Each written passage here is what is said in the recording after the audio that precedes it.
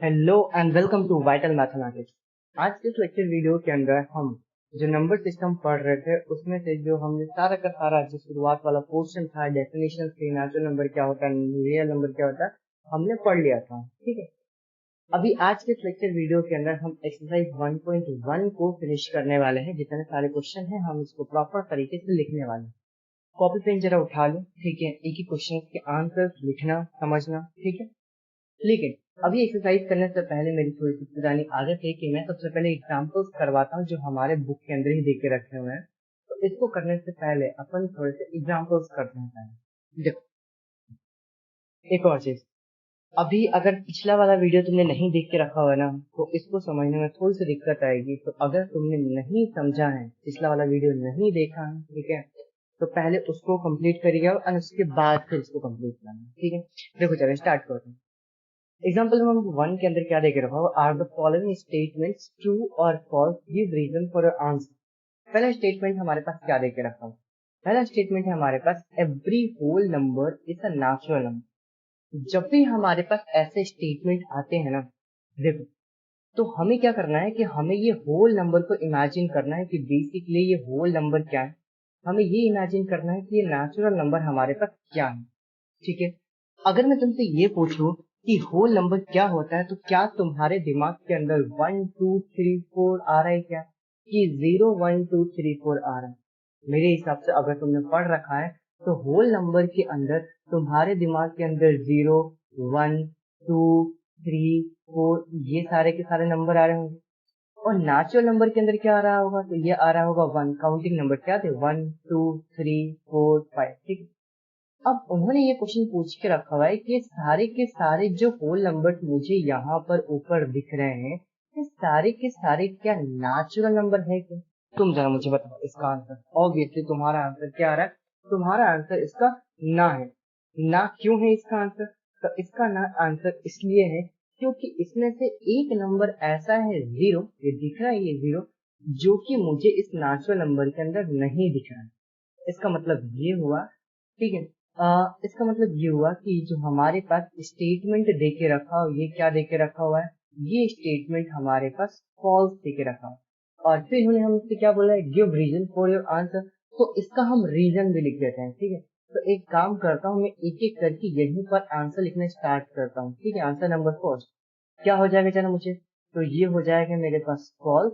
और ये फॉल्स क्यों होगा, ये फॉल्स इसलिए होगा बिकॉज, यहाँ पर मैं आंसर लिखूंगा बिकॉज, ठीक है, 0 इज होल नंबर।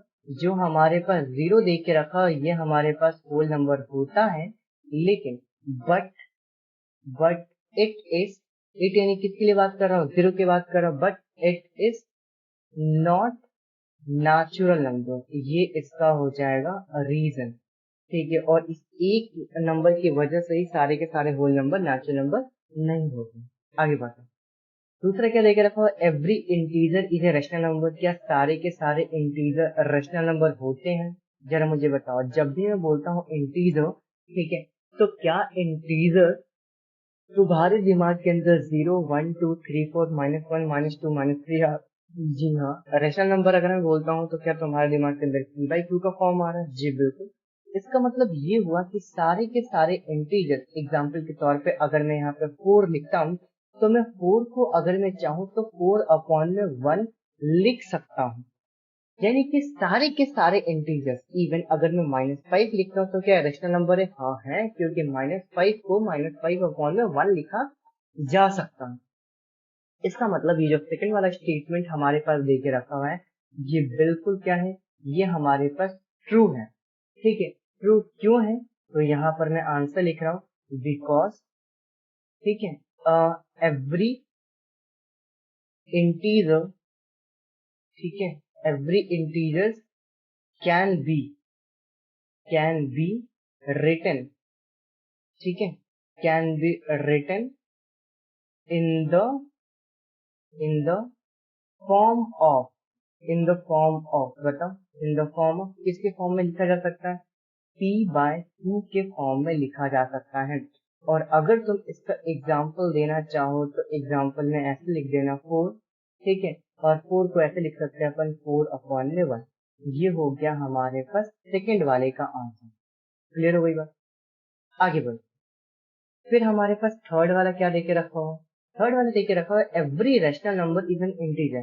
क्या सारे के सारे रैशनल नंबर इंटीजर होते हैं? क्या ये उल्टा पूछ दिया गया? तो उल्टा ऐसा नहीं होता है, ठीक है। तो इसका अगर मुझे आंसर लिखना हो, यानी कि थर्ड वाले का अगर मुझे आंसर लिखना हो, तो मैं क्या बोलूंगा? इसका आंसर हो जाएगा फॉल्स।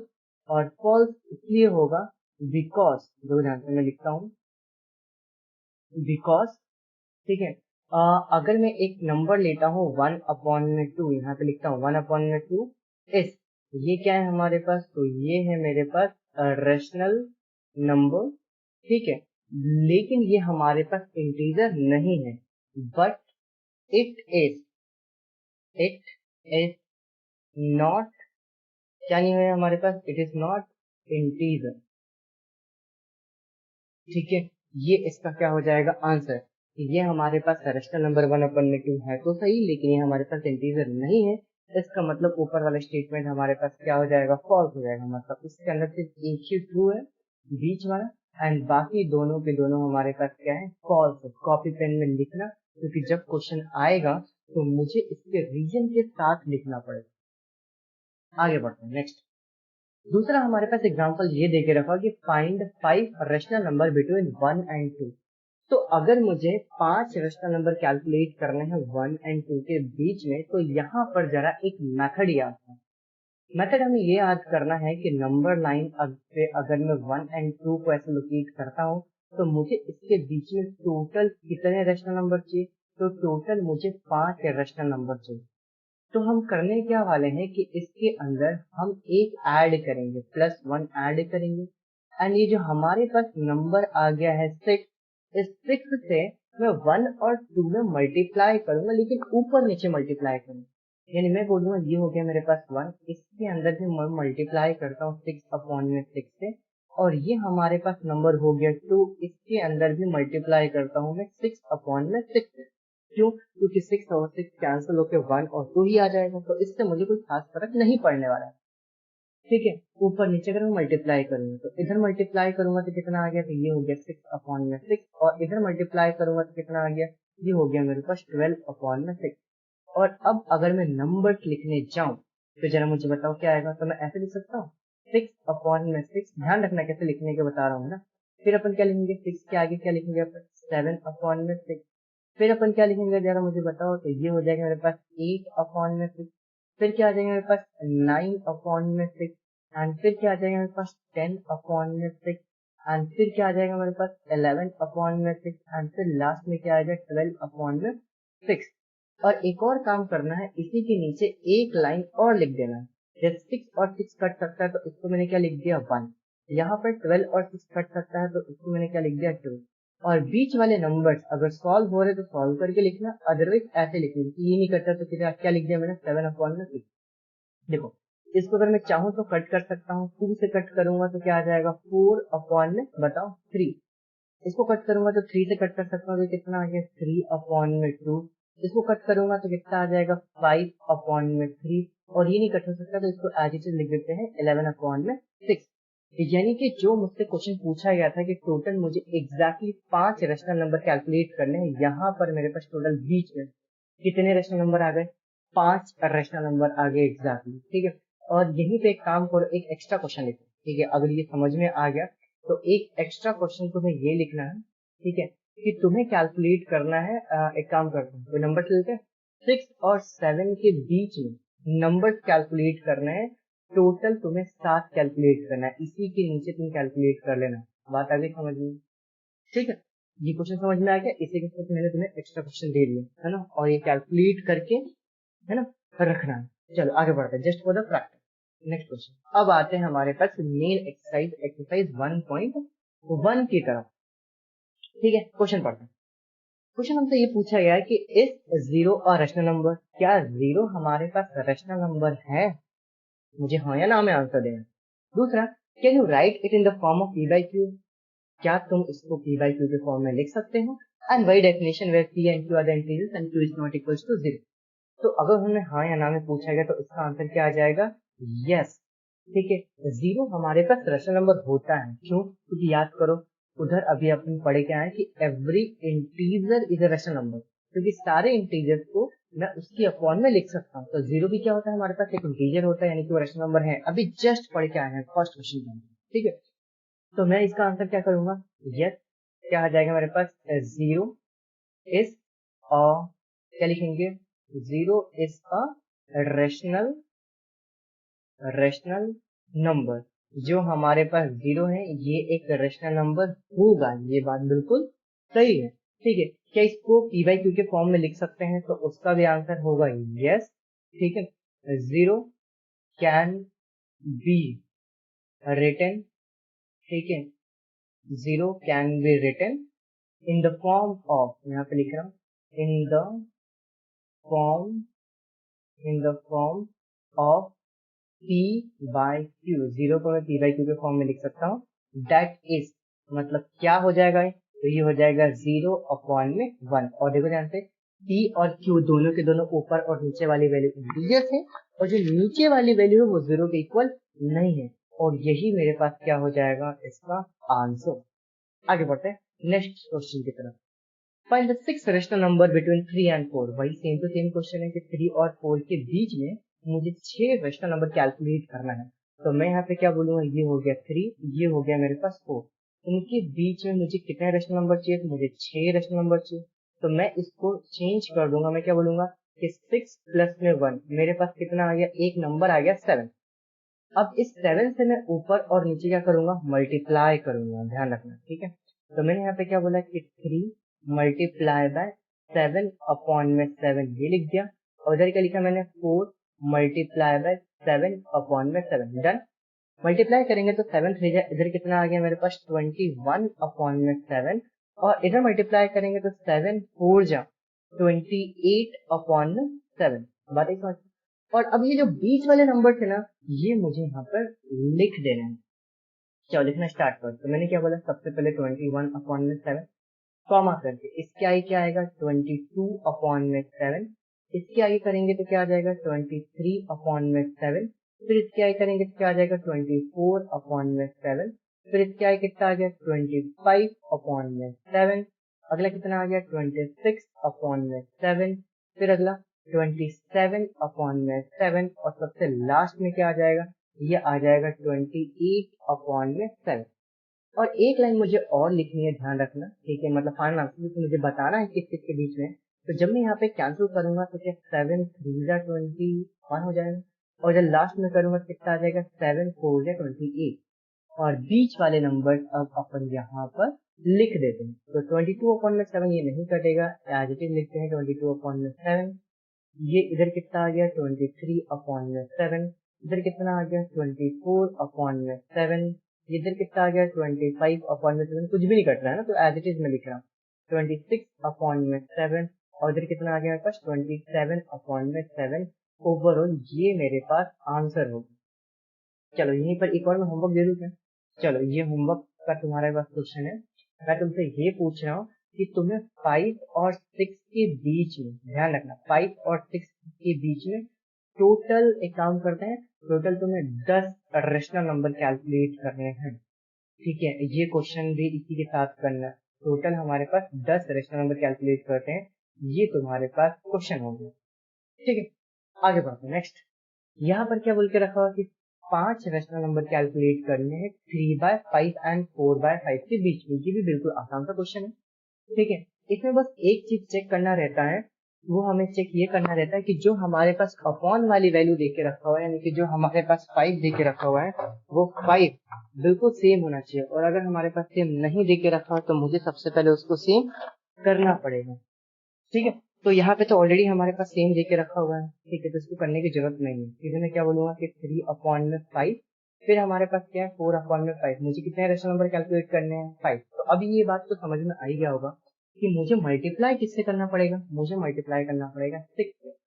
तो यहाँ पर क्या बोला मैंने 3 अपॉन में 5 मल्टीप्लाई बाय ऊपर और नीचे 6 अपॉन में 6, और इधर किया तो मैंने क्या लिखा 4 अपॉन में 5 मल्टीप्लाई बाय ऊपर और नीचे किसको मल्टीप्लाई करेंगे 6 अपॉन में 6। 6 3 जा, इधर कितना आ गया 18 अपॉन में 6 5 जा, कितना आ गया मेरे पास 30, और इधर करेंगे कितना आ गया मेरे पास 24 अपॉन में इधर कितना आ गया मेरे पास 30। अब नंबर्स लिखना स्टार्ट करते हैं इनके बीच वाले। चलो एक काम करता हूँ, मैं इधर लिखता हूँ, है ना। तो सबसे पहले मैंने यहाँ पे क्या लिख दिया 18 अपॉन में 30, और इधर एंड में क्या लिख देता हूँ मैं 24 अपॉन में 30, और बीच वाले नंबर जरा लिखना स्टार्ट करते हैं 1 बाय 1। चल 18 अपॉन में 30 के बाद क्या आ गया मेरे पास ये 19 अपॉन में 30, फिर अगला क्या आ गया मेरे पास 20 अपॉन में 30, नेक्स्ट क्या आ जाएगा हमारे पास 21 अपॉन में 30, नेक्स्ट कितना आ जाएगा 22 अपॉन में 30, अगला क्या आ जाएगा 23 अपॉन में 30। क्या टोटल 5 आ गए, बिल्कुल 1 2 3 4 5। एक बार इसको अपन और लिख देते हैं, है ना, एंड वाले काट के, मतलब जहां जहां पे कट रहा है उसको कट कर देंगे। तो यहाँ पे जब मैं कैंसिल करूंगा तो क्या मैं 3 अपॉन में 5 आ जाएगा, ठीक है। और इधर मैं कैंसिल करूंगा तो कितना आ जाएगा बताओ, ये अगेन 4 अपॉन में 5 आ जाएगा जब मैं ऊपर और नीचे 6 से कैंसिल करूंगा। अब बस अपने को बीच वाली वैल्यूज को फिल करना है। इधर कुछ नहीं कटेगा, 19 अपॉन में 30 आ गया, इधर कितना आ गया ये 0 0 कैंसिल हो गया, कितना आ गया मेरे पास 2 अपॉन में 3। इधर कैसे कैंसिल कैंसिल कर सकते, 3 से आई गया था ना, 3 से 7 टाइम्स में, है ना। और इधर कितना आ गया मेरे पास 10। इधर भी कुछ कट सकता है क्या, जी बिल्कुल 2 से कट सकता है, 11 अपॉन में 15 मैंने कट कर दिया, और यहाँ पे कुछ नहीं कटेगा, कितना आ गया 23 अपॉन में 30, यानी कि 3 अपॉन में 5 और 4 अपॉन में 5 के बीच में हमारे पास टोटल कितने नंबर आ चुके हैं। टोटल हमारे पास 5 नंबर आ चुके हैं, जिसमें हमारे पास क्या हो गया आंसर। और अगर बोलो तो यहीं पर मैं तुम्हें एक होमवर्क भी देता हूँ, ध्यान रखना, कमेंट में मुझे बताना है कि तुमने होमवर्क कंप्लीट किया कि नहीं किया, ठीक है। चल यहाँ पे होमवर्क में देता हूँ तुम्हें, क्या दे देता हूँ, एक काम करता हूँ, एक देता हूँ 6 अपॉन में 7, और एक नंबर में तुम्हें देता हूँ 8 अपॉन में 7, 8 अपॉन में 7 में देते हैं। चलो एक काम करते हैं, इधर 6 अपॉन में 8 कर लेते हैं, और इधर कर लेते हैं 7 अपॉन में 8, और इसके बीच में तुम्हें कैलकुलेट करने टोटल 9 रेशनल नंबर तुम्हें फाइंड आउट करना है, ठीक है। ये मैं यहाँ पे डाल देता हूँ क्वेश्चन मार्क, ये तुम्हारा इस क्वेश्चन के लिए पर्टिकुलरली होमवर्क। आगे बढ़ते हैं, अगेन ये हमारे पास ट्रू एंड फॉल्स वाला आ गया, ठीक है। ट्रू एंड फॉल्स वाला हम जरा देखते हैं। देखो क्वेश्चन में पूछा गया कि every natural number is a whole number, क्या सारे के सारे नेचुरल नंबर होल नंबर होते हैं। ये जस्ट इसका अपोजिट है जो हमने अभी फर्स्ट क्वेश्चन में किया था, एग्जाम्पल नंबर फर्स्ट में। तो जब भी मैं नेचुरल नंबर बोलता हूँ तो मेरे दिमाग के अंदर क्या 1 2 3 4 आ रहा है, जी हाँ। जब भी मैं होल नंबर बोलता हूँ तो क्या मेरे दिमाग के अंदर 0 1 2 3 4 आ रहा है, हाँ आ रहा है। तो नेचुरल नंबर के सारे नंबर क्या मुझे होल नंबर के अंदर दिख रहे हैं, जी हाँ दिख रहे हैं। इसीलिए इसका आंसर क्या आ जाएगा, बिल्कुल ट्रू हो जाएगा। इसका रीजन में लिखूंगा अभी, every integer is whole number. चलो काम करते हैं, आंसर भी लिखते ही चलते हैं। तो मैंने बोला आंसर नंबर फर्स्ट, यहाँ पर आप लिखना स्टार्ट कर दें। तो इसका आंसर क्या आ गया, तो इसका आंसर हो गया मेरे पास ट्रू, ठीक है। और अगर मुझे इसका रीजन लिखना होगा तो मैं क्या लिखूंगा, ट्रू के बाद हम ऐसा लिख देंगे कि every natural number, every natural number is part of, मतलब उसका पार्ट है, उसका हिस्सा है, is a part of whole number, ठीक है। जितने भी सारे हमारे पास है वो सारे के सारे होल नंबर के अंदर नीचे दिखते हैं, इसीलिए ये हमारे पास क्या होगा, ये हमारे पास सही होगा। चलो सेकंड वाला जरा हम देखते हैं। सेकंड वाला हमारे पास क्या लेके रखा हुआ है, every integer is whole number, क्या सारे के सारे इंटीजर होल नंबर होते हैं। अब दिमाग के अंदर आना चाहिए कि इंटीजर होता क्या है। तो इंटीजर होता है मेरे पास 0 1 2 3 4 होता है, लेकिन इंटीजर के अंदर नेगेटिव नंबर्स भी आते हैं, एग्जाम्पल के तौर पर -2 -3 -4, जो कि होल नंबर का पार्ट नहीं होता है। तो इसका आंसर हमारे पास क्या आ जाएगा, इसका आंसर हो जाएगा मेरे पास फॉल्स। और अगर मुझे इसका आंसर लिखना हो तो आंसर नंबर सेकंड के अंदर मैं क्या लिखूंगा, मैं यहाँ पर लिखूंगा फॉल्स, और मैं बोलूंगा कि negative numbers are integers, negative numbers कौन कौन से हमारे पास नेगेटिव नंबर है, नेगेटिव नंबर दैट इज -4 -5, ये सारे के सारे आर इंटीजर, है ना। ये सारे के सारे हमारे पास इंटीजर होते हैं, बट यहाँ पे आगे स्टेटमेंट में लिखना है बट दे आर, दे कौन सा, ये negative number, but they are not whole number, ये हमारे पास होल नंबर नहीं होते हैं। ये बात डन हो गई समझ में, आगे बढ़ते हैं। फिर हमारे पास क्या देके रखा हुआ है, थर्ड वाला एवरी रैशनल नंबर इस होल नंबर, क्या सारे रेशनल नंबर होल नंबर होते हैं? जब इंटीजर होल नंबर नहीं हो रहे तो इरेशनल नंबर, तो इरेशनल नंबर होंगे क्या होल नंबर? जी नहीं, बिल्कुल भी नहीं होंगे। तो हमारे पास जो लास्ट वाला होगा तो ये भी क्या रहेगा? गलत रहेगा। ठीक है, आंसर नंबर थर्ड के अंदर जरा हम लिखते हैं, आंसर नंबर थर्ड में हमारे पास क्या रहेगा? तो ये हो जाएगा मेरे पास फॉल्स। ठीक है, इधर में मैं क्या लिख रहा हूँ? फॉल्स लिख रहा हूँ। और फॉल्स में क्यों लिख रहा हूँ? तो मैं यहाँ पे क्या बोलूंगा कि एग्जाम्पल ले लेते हैं, इसको एग्जाम्पल लेते हैं, है ना। हम क्या बोलेंगे कि 2/3 इज अ रेशनल नंबर। ये हमारे पास एक रेशनल नंबर है, यहाँ पे लिख रहा हूँ rational number, but but it यानी कौन? 2/3 की बात चल रही है, but it is not whole number. ये हमारे पास होल नंबर नहीं होगा। ठीक है, तो इसको अपने कॉपी के अंदर लिखना है। ठीक है, लिखते हैं नेक्स्ट क्वेश्चन। ठीक है, इतने ही क्वेश्चन है। ठीक है, एक्सरसाइज 1.1 के अंदर एक एक क्वेश्चन प्रॉपर तरीके से लिखना है अपनी कॉपी के अंदर, क्वेश्चन भी लिखना है, आंसर भी लिखना है। ठीक है, और अगर एग्जाम के अंदर ये क्वेश्चन आते हैं तो बाकायदा रीजन के साथ ही लिखना पड़ेगा। ठीक है, आई होप आप सभी को ये पूरा का पूरा समझ में आया होगा। अगर समझ में आया है, ठीक है, तो सब्सक्राइब करना है। ठीक है, सबसे पहले तो इसको सब्सक्राइब कर देना इस चैनल को। ठीक है, अपने दोस्तों के साथ इसको शेयर करना है। ठीक है, उनको भी बताओ कि देखो अब यहाँ पर एक एक चीज प्रॉपर तरीके से सिस्टमेटिक वे में आने वाली है। ठीक है, और जो भी मैंने होमवर्क दिए हैं मुझे कमेंट के अंदर ये भी बताना है कि हाँ तुमने उसको अच्छे से किया कि नहीं किया। अभी मैं लिंक के अंदर, मतलब इसके डिस्क्रिप्शन लिंक के अंदर मैं व्हाट्सएप चैनल का लिंक डाल दूंगा एंड वहां पे तुम्हें ये पीडीएफ भी मिल जाएंगे। ठीक है, व्हाट्सएप चैनल का भी मैं लिंक इधर प्रोवाइड कर दूंगा। ठीक है, बात आ गई समझ में? ठीक है, और अगर कोई दिक्कत आती, कोई परेशानी आती तो मुझे कमेंट के अंदर पूछ सकते थे। ठीक है, चलो, थैंक यू सो मच।